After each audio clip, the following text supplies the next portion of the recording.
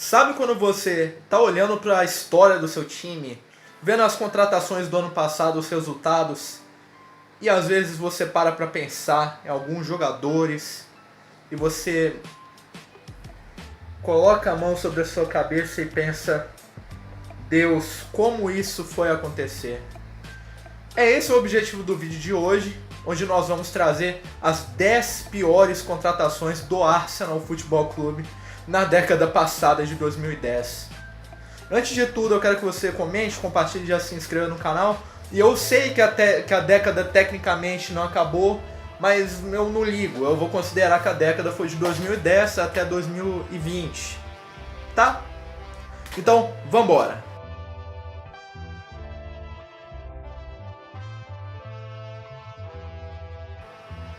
André Santos foi contratado para o Arsenal em 2010 numa transferência onde o jogador veio do Fenerbahçe da Turquia.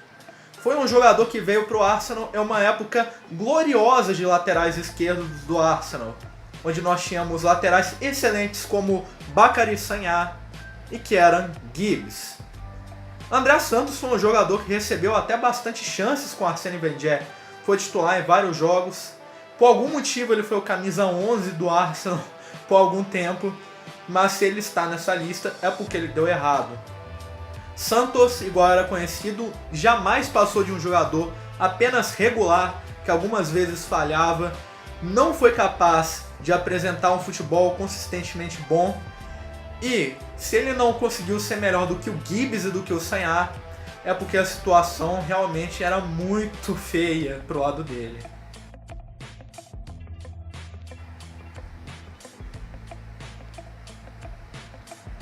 No número 9, ele que também era um camisa 9, mas pelo amor de Deus.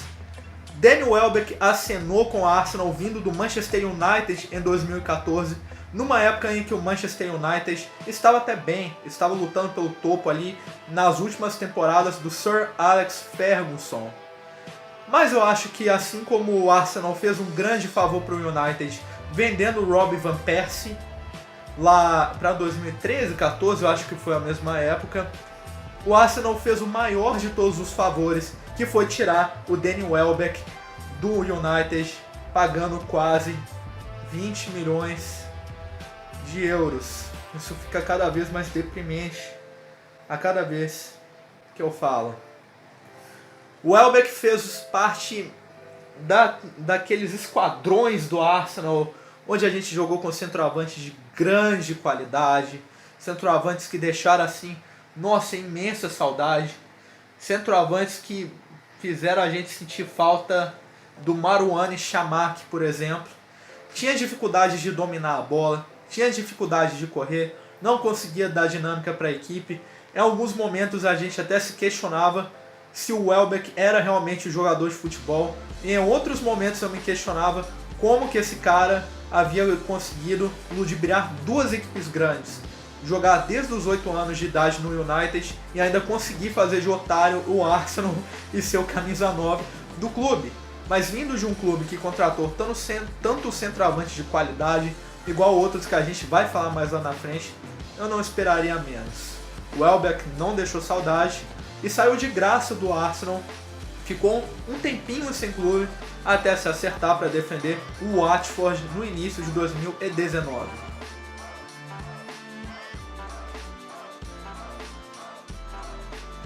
Em oitavo lugar, uma contratação que mostrou que o Arsenal não aprendeu nada, com grandes destaques entre aspas que aparecem em mercados alternativos. E seguindo o grande exemplo do melhor jogador de todos os tempos, Stefan El Shaarawy, o Arsenal foi em busca de um jogador egípcio para vestir a sua camisa 8 e ser um jogador para dar técnica no seu meio de campo. Mohamed Elneny chegou vindo do Basel da Suíça em 2016, foi uma das últimas contratações da era Arsène Wenger no Arsenal, e pelo amor de Deus, o que eu posso falar dele, cara? Ele é... não sei, eu realmente tenho dificuldade de falar dele. Ele... pô, realmente é complicado. O Elneny não deixou saudades, é só isso.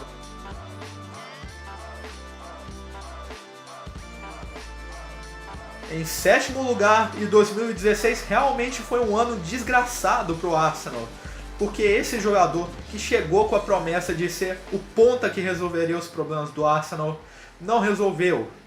Lucas Pérez veio do Deportivo La Coruña, não jogou muito, quando jogou até demonstrou certa qualidade, mas nada que o pudesse colocar ali como postulante de titular do Arsenal.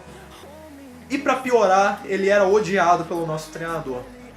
É incrível como o Lucas Pérez foi preterido em situações onde ele claramente teria espaço para jogar em prol de outros jogadores ridículos, não é?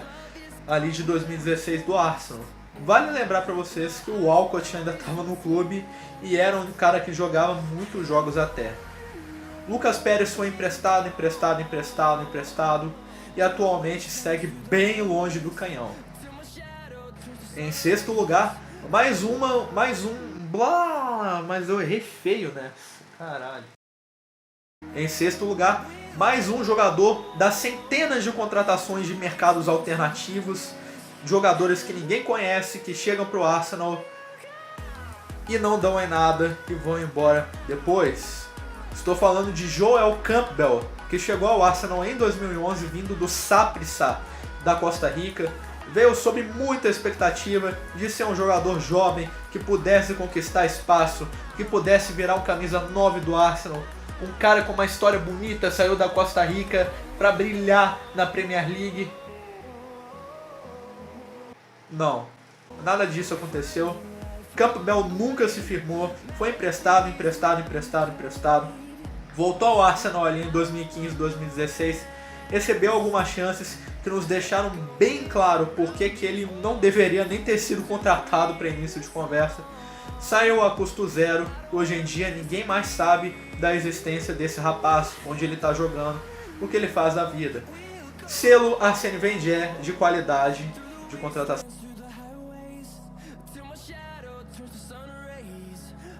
Em quinto lugar, ele, que não jogou em algum mercado muito alternativo, não jogava num mercado bem grande até, mas foi um das dezenas de contratações sul-americanas que não deram certo no Arsenal. O Wellington Silva foi contratado junto do Fluminense em 2011 para ser um jogador jovem, um winger, um ponta ali que pudesse se desenvolver e ser um jogador que no futuro pudesse brilhar. Mas eu acho que o Arsène Wenger se arrependeu muito rápido dessa contratação, porque mais rápido do que o jogador foi contratado, ele passou a ser emprestado a clubes. Passou por dezenas de centenas de milhares de dezenas de bilhões de clubes, já chegou a voltar até o Fluminense, jogou no Internacional, passou por vários clubes na Inglaterra, jogou na Espanha. Sabe o que é o mais estranho? Nunca se firmou e hoje em dia é mais um daqueles jogadores brasileiros que nos fizeram questionar assim, se realmente a gente teria a chance de ter um brasileiro fazendo história no Arsenal. Isso só foi mudar hoje em dia que o Martinelli chegou e mostrou para os fãs do Arsenal que nem todo brasileiro que veste a camisa do Arsenal é o Wellington Silva.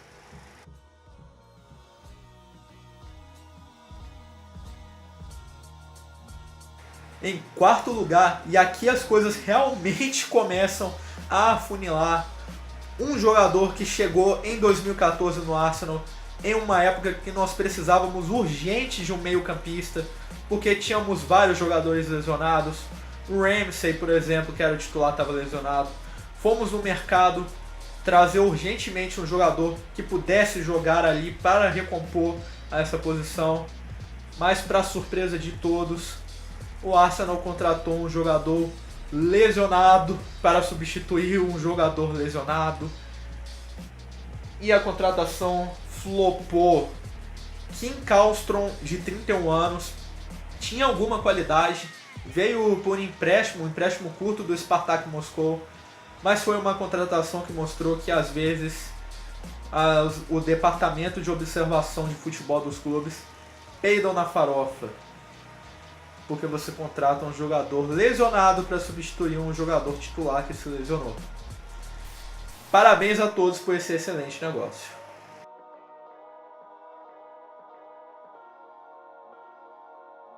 Em terceiro lugar, talvez a contratação mais estranha da história do Arsenal, Park Chu-young, o sul-coreano, chegou ao Arsenal em 2011 vindo do Mônaco. Park Chu-young mostrou um bom futebol na Coreia do Sul, fez muitos gols assim, mas ele mostrou também porque que marcar 50 gols na Coreia do Sul e marcar 0 gols na Premier League é a mesma coisa. Park Chu-young, que já não tinha tido uma passagem de tanto destaque assim no Mônaco, ele foi apenas um jogador regular, mal entrou em campo direito pelo Arsenal em partidas oficiais. Em amistosos, em partidas aleatórias de liga talvez.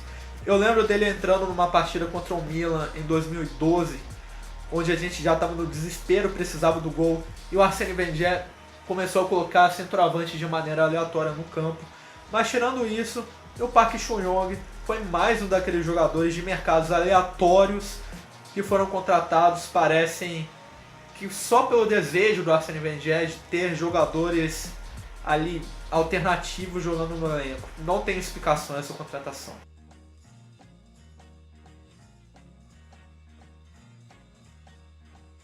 Em segundo lugar, ele que foi contratado em 2014, chegou com pompa, o lateral esquerdo que mudaria ali a maldição de laterais esquerdos do Arsenal.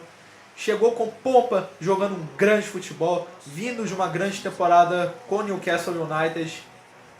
Mas que jogador miserável que esse jogador foi no canhão. Mathieu Debuchy chegou no Arsenal já sendo titular, já jogando vários jogos, já tendo chance ali de apresentar alguma coisa. Não apresentou muito mais do que o Gibbs vinha apresentando no Arsenal.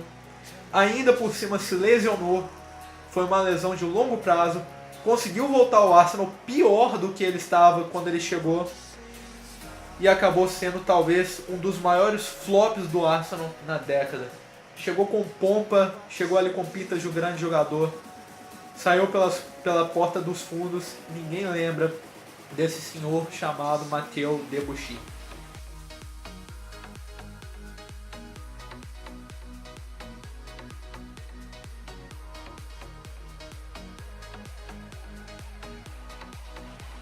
E em primeiro lugar, para mostrar de vez que o Arsène Wenger já estava completamente gaga, que ele pegava qualquer jogador que fosse alto e forte, jogando pro alto e rezando para vir um Henry da vida.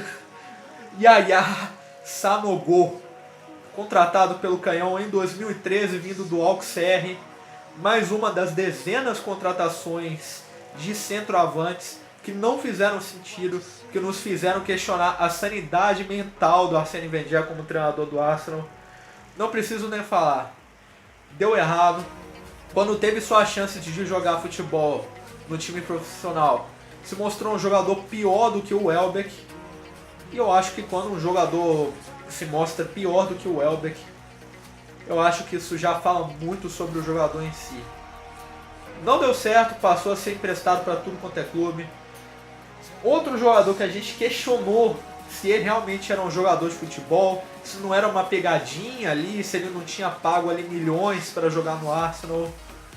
E é triste ver como o Arsène Wenger é um cara que trouxe tantos bons jogadores. O Arsenal, que teve uma academia de futebol com ele, também foi capaz de trazer jogadores que não conseguiam ali mostrar que eram jogadores de futebol profissional. Porque eu duvido que alguém lembre da existência do Sanogo, ou que alguém lembre de alguma coisa relevante que ele fez no futebol antes ou depois da passagem dele no Arsenal.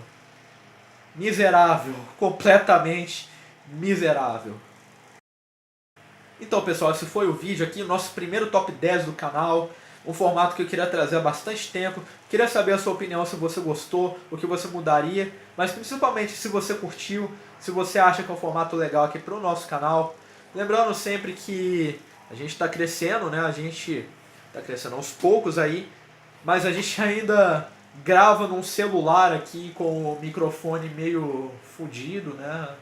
Mas enfim, a gente está crescendo, a gente está conquistando a nossa estrutura, vai melhorar, mas eu preciso de saber de vocês se esse vídeo foi legal. Deixe sua curtida, compartilhe, comente com todo mundo que você conhece aí que é gunner, que já passou muita raiva com esses jogadores, assim como eu passei.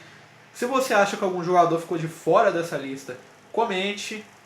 Claro, vamos debater. Eu tô com um pouquinho de sono, eu acho que eu vou dormir. Boa noite a todo mundo.